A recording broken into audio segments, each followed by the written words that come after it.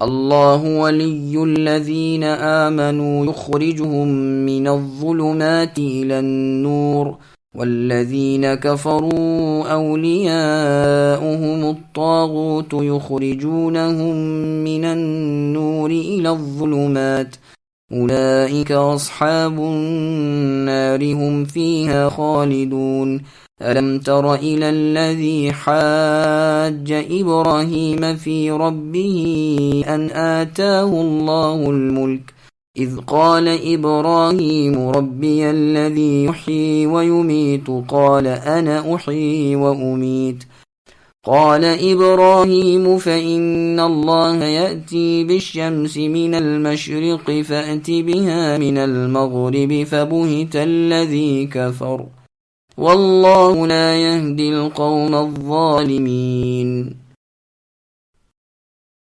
ایمان والوں کے کارساز اللہ تعالیٰ خود ہیں، وہ انہیں اندھیروں سے روشنی کی طرف لے جاتے ہیں، اور کافروں کے اولیاء شیاطین ہیں، وہ انہیں روشنی سے نکال کر اندھیروں کی طرف لے جاتے ہیں۔ یہ لوگ جہنمی ہیں جو ہمیشہ اسی میں پڑے رہیں گے۔ کیا آپ نے اے نبی اسے نہیں دیکھا جو سلطنت پا کر ابراہیم علیہ السلام سے ان کے رب کے بارے میں جھگڑ رہا تھا؟ جب ابراہیم علیہ السلام نے کہا کہ میرے رب تو وہ ہیں جو جلاتے ہیں اور مارتے ہیں، وہ کہنے لگا میں جلاتا اور مارتا ہوں۔ ابراہیم علیہ السلام نے کہا اللہ تعالیٰ سورج کو مشرق کی طرف سے لے آتے ہیں، تو اسے مغرب کی جانب سے لے آ۔ اب تو وہ کافر حیران رہ گیا، اور اللہ تعالیٰ ظالموں کو ہدایت نہیں دیتے۔ سامعین، اب ان آیتوں کی تفسیر سماعت کیجیے۔ حق ایک ہے، باطل کی کئی قسمیں ہیں۔ لفظ نور کو واحد لانا اور ظلمات کو جمع لانا اس لیے ہے کہ حق اور ایمان اور سچا راستہ ایک ہی ہے، اور کفر کی کئی قسمیں ہیں۔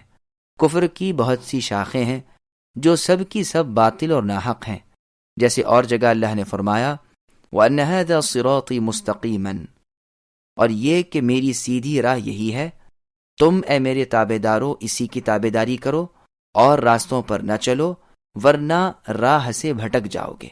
یہ وصیت تمہارے بچاؤ کے لیے کر دی۔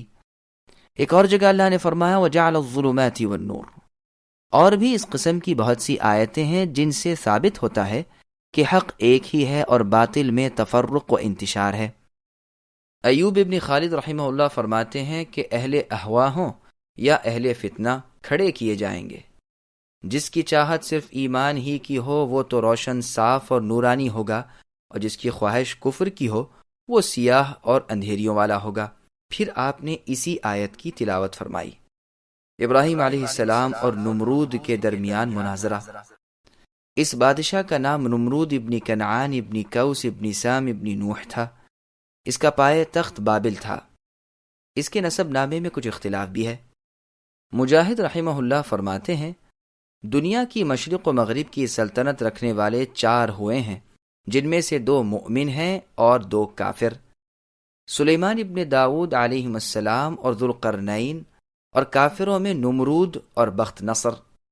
فرمان ہوتا ہے کہ اے نبی صلی اللہ علیہ وسلم، آپ نے اپنے دل سے اسے نہیں دیکھا جو ابراہیم علیہ السلام سے وجود باری تعالیٰ میں مباحثہ کرنے لگا۔ یہ شخص خود اللہ ہونے کا مدعی تھا، جیسے کہ اس کے بعد فرعون نے بھی اپنے والوں میں موسیٰ علیہ السلام کے دور میں دعویٰ کیا تھا کہ میں اپنے سوا کسی کو تمہارا اللہ نہیں جانتا۔ چونکہ ایک مدت مدید اور عرصہ بعید سے یہ بادشاہ چلا آتا تھا، اس لیے دماغ میں رعونت اور انانیت آ گئی تھی۔ سرکشی اور تکبر، نخوت اور غرور طبیعت میں سما گیا تھا۔ بعض لوگ کہتے ہیں کہ 400 سال تک حکومت کرتا رہا تھا۔ ابراہیم علیہ السلام سے جب اس وجود باری تعالیٰ پر دلیل مانگی تو ابراہیم علیہ السلام نے نیز سے ہست اور ہست سے نیز کرنے کی دلیل دی، جو ایک بدیہی اور مثل آفتاب روشن دلیل تھی کہ موجودات کا پہلے کچھ نہ ہونا، پھر ہونا، پھر مٹ جانا کھلی دلیل ہے موجود اور پیدا کرنے والے کے موجود ہونے کی، اور وہی اللہ ہیں۔ نمرود نے جواباً کہا کہ یہ تو میں کرتا ہوں۔ یہ کہہ کر 2 شخصوں کو اس نے بلوایا جو واجب القتل تھے، ایک کو قتل کر دیا اور دوسرے کو رہا کر دیا۔ دراصل یہ جواب اور یہ دعویٰ کس قدر لچر اور پوچھ ہے، اس کے بیان کی بھی ضرورت نہیں۔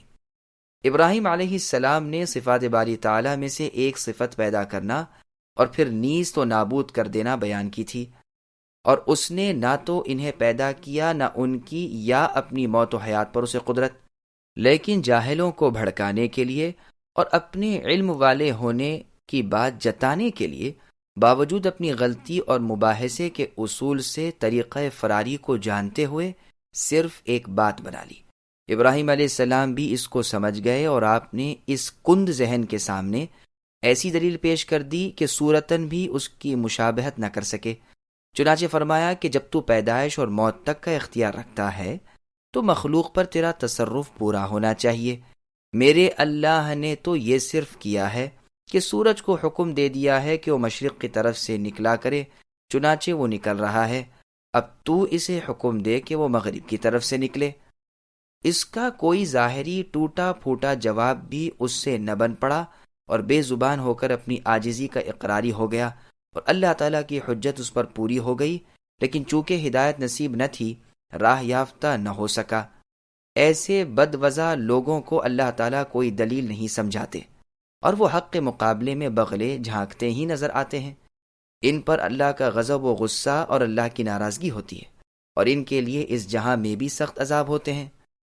بعض منطقیوں نے کہا ہے کہ خلیل اللہ ابراہیم علیہ السلام نے یہاں ایک واضح دلیل کے بعد دوسری اس سے بھی زیادہ واضح دلیل پیش کر دی، لیکن در حقیقت یوں نہیں، بلکہ پہلی دلیل دوسری کا مقدمہ تھا، اور ان دونوں سے نمرود کے دعوے کا بطلان بالکل واضح ہو گیا۔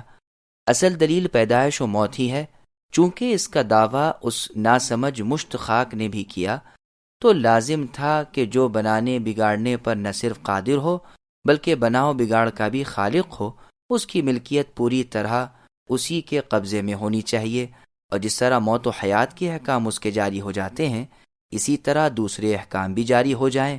پھر کیا وجہ کہ سورج جو کہ ایک مخلوق ہے اس کی فرما برداری و اطاعت گزاری نہ کرے اور اس کے کہے سے بجائے مشرق مغرب سے نہ نکلے؟ پس ابراہیم علیہ السلام نے اس پر اس مباحثے میں کھلا غلبہ پایا اور اسے بالکل لاجواب کر دیا۔ فالحمدللہ۔ سدی رحمہ اللہ فرماتے ہیں کہ یہ مناظرہ ابراہیم علیہ السلام کے آگ سے نکل آنے کے بعد ہوا تھا، اس سے پہلے آپ کی اس ظالم بادشاہ سے کوئی ملاقات نہیں ہوئی تھی۔ ابراہیم علیہ السلام کا معجزہ۔ زید بن اسلم رحمہ اللہ کا قول ہے کہ قحط سالی تھی، لوگ نمرود کے پاس جاتے تھے اور غلہ لے آتے تھے۔ خلیل اللہ ابراہیم علیہ السلام بھی گئے، وہاں یہ مناظرہ ہو گیا۔ بدبخت نمرود نے آپ کو غلہ نہ دیا، آپ خالی ہاتھ واپس آئے۔ گھر کے قریب پہنچ کر آپ نے دونوں بوریوں میں ریت بھر لی کہ گھر والے سمجھیں کچھ لے آئے۔ گھر آتے ہی بوریاں رکھ کر سو گئے۔ آپ کی بیوی صاحبہ سارا اٹھیں، بوریوں کو کھولا تو عمدہ اناج سے دونوں پر تھیں، کھانا پکا کر تیار کیا۔ آپ کی بھی آنکھ کھلی، دیکھا کہ کھانا تیار ہے، پوچھا اناج کہاں سے آیا؟ کہا 2 بوریاں جو آپ بھر کر لائے ہیں انہی میں سے یہ اناج نکالا تھا۔ آپ سمجھ گئے کہ یہ اللہ تعالیٰ کی طرف سے برکت اور اللہ کی رحمت ہے۔ نمرود پر عذاب الہی۔ اس ناہنجار بادشاہ کے پاس اللہ تعالیٰ نے اپنا ایک فرشتہ بھیجا۔ اس فرشتے نے آ کر اسے توحید کی دعوت دی لیکن اس نے قبول نہ کی۔ دوبارہ دعوت دی لیکن انکار کیا۔ تیسری مرتبہ اللہ کی طرف بلایا لیکن پھر بھی یہ منکر ہی رہا۔ اس بار بار کے انکار کے بعد فرشتے نے اس سے کہا، اچھا تو اپنا لشکر تیار کر، میں بھی اپنا لشکر لے آتا ہوں۔ نمرود نے بڑا بھاری لشکر تیار کیا اور زبردست فوج کو لے کر سورج نکلنے کے وقت میدان میں آ ڈٹا۔ ادھر اللہ تعالیٰ نے مچھروں کا ایک دروازہ کھول دیا۔ بڑے بڑے مچھر اس کثرت سے آئے کہ لوگوں کو سورج بھی نظر نہ آتا تھا۔ یہ ربانی فوج نمرودیوں پر گری اور تھوڑی دیر میں ان کا خون تو کیا، ان کا گوشت پوست سب کھا پی گئی اور سارے کے سارے وہیں ہلاک ہو گئے، ہڈیوں کا ڈھانچہ باقی رہ گیا۔ انہی مچھروں میں سے ایک نمرود کے نتھنے میں گھس گیا اور 400 سال تک اس کا دماغ چاٹتا رہا۔ ایسے سخت عذاب میں وہ رہا کہ اس سے موت ہزاروں درجہ بہتر تھی۔ اپنا سرد دیواروں اور پتھروں پر مارتا پھرتا تھا، ہتھوڑوں سے کچلواتا تھا، یوں ہی رینگ رینگ کر بد نصیب نے ہلاکت پائی۔ اعاذنا اللہ من سوء الخاتمہ۔ اللہ ہمیں برے خاتمے سے اپنی پناہ میں رکھے۔